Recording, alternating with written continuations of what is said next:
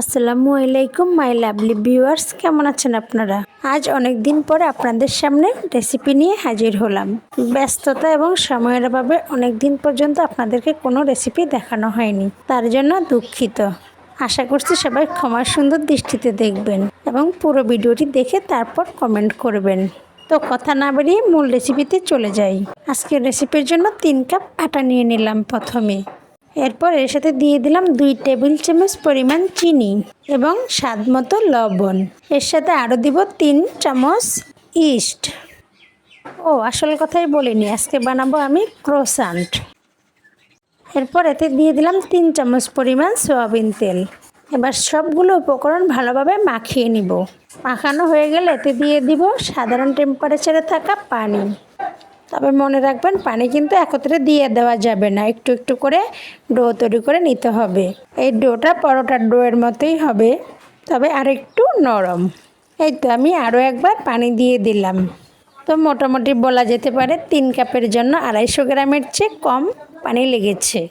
এবার ডোটা ভালোভাবে মিশ্রণ হয়ে গেলে দেখুন কেমন একটা আঠালো আঠালো ভাব হয়ে গিয়েছে। এর জন্য আর একটু সয়াবিন তেল দিয়ে দিতে হবে।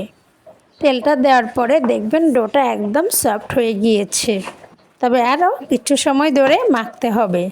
আমি সাধারণত বাইরের জিনিস তেমন একটা কিনে খাই না, বাসায়ই সব কিছু তৈরি করার চেষ্টা করি। আলহামদুলিল্লাহ স্বাস্থ্যসম্মতভাবে বাচ্চাদেরকে খাওয়ালে মন এবং শরীর দুটোই ভালো থাকে।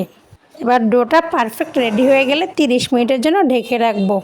এই তো দেখুন মাশাআল্লাহ 30 মিনিট পরে ডোটা ফুলে একদম দ্বিগুণ হয়ে গিয়েছে। আমি গরম হওয়ার জন্য অন্য একটি পাত্রে রেখে দিয়েছিলাম। এরপর ডোটাকে আরও ভালোভাবে একটু ম্যাসেজ করতে হবে। এরপর এর থেকে ছোট করে লিচি কেটে নিব। আপনারা জানেন কি, এই ক্রোসান্ট কিন্তু ফ্রান্সের বিখ্যাত খাবার। তবে মিডিয়ার বদলেতে আমিও চেষ্টা করে দেখলাম। আলহামদুলিল্লাহ একেবারে খারাপ হয়নি, মোটামুটি ভালোই হয়েছে। যদিও ফ্রান্সের শেফদের ক্রোসান্টের লেয়ার অনেক বেশি হয়, কারণ তারা আরও অত্যাধুনিকভাবে তৈরি করে।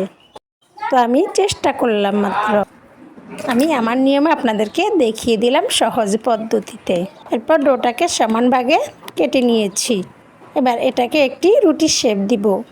তবে মনে রাখবেন রুটিটা যেন পাতলা হয় এবং অনেক বড় হয়। বড় হলে ক্রোসান্টের শেপ দিতে ভালো হয়। এই তো আমার রুটিটা তৈরি হয়ে গিয়েছে। এবার আমি রুটিটাকে কেটে নিচ্ছি। আপনারা দেখতেই থাকুন কিভাবে কেটে নিচ্ছি। এই ডোটার সাথে চাইলে আপনি ডিমও দিতে পারেন। আমি সবসময় চেষ্টা করি কম খরচে কিভাবে মজাদার নাস্তা তৈরি করা যায় সেই পদ্ধতি দেখানোর জন্য। এবং ঘিও দিতে পারেন তেলের পরিবর্তে।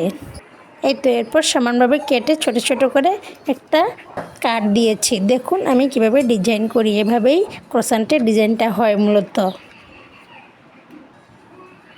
আপনারা ফিলিংয়ের জন্য যে কোনো কিছু ব্যবহার করতে পারেন। আমি এখানে খেজুর ব্যবহার করেছি। মাশাআল্লাহ খেতে অসাধারণ হয়েছিল। আপনারা হয়তো দেখেই বুঝতে পারছেন আমি একটু টেনে টেনে ডিজাইনটা ঘুরিয়ে ঘুরিয়ে তৈরি করে নিচ্ছি। এই তো দেখুন একটি ডিজাইন তৈরি হয়ে গিয়েছে। আমি এভাবে সবগুলো ডিজাইন তৈরি করে নিব।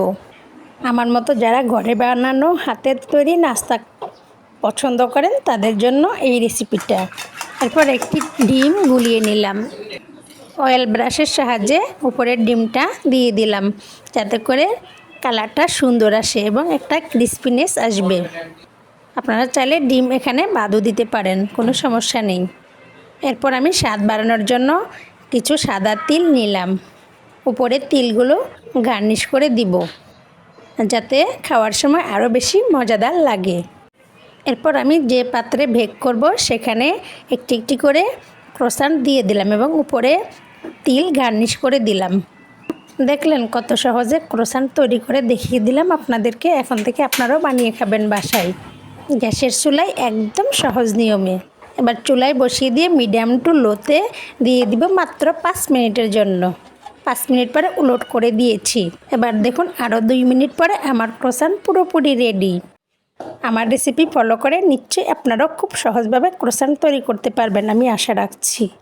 এ পর্যায়ে আপনাদের কাছে ছোট্ট একটি অনুরোধ, আমার রেসিপিগুলো যদি ভালো লাগে অবশ্যই আমার চ্যানেলটির পাশেই থাকবেন। ফেসবুক পেজ থেকে দেখে থাকলে পেজটি ফলো দিয়ে রাখবেন এবং ইউটিউব চ্যানেল থেকে দেখে থাকলে আমার চ্যানেলটি সাবস্ক্রাইব করে দিবেন এবং সবাই বেশি বেশি লাইক কমেন্ট করবেন। আপনাদের কমেন্ট পেলে আমার মনটা ভরে যায়, আমার কষ্টটা সার্থক হয়। তো দেখুন মাশাআল্লাহ ভিতরেও কি সুন্দর হয়ে গিয়েছে। তো তৈরি করে ফেলুন আপনারাও ক্রোসান্ট এবং উপভোগ করুন পরিবারের সদস্যদের সাথে। আজ এ পর্যন্তই, দেখা হবে অন্য কোনো ভিডিওতে। আল্লাহ হাফেজ।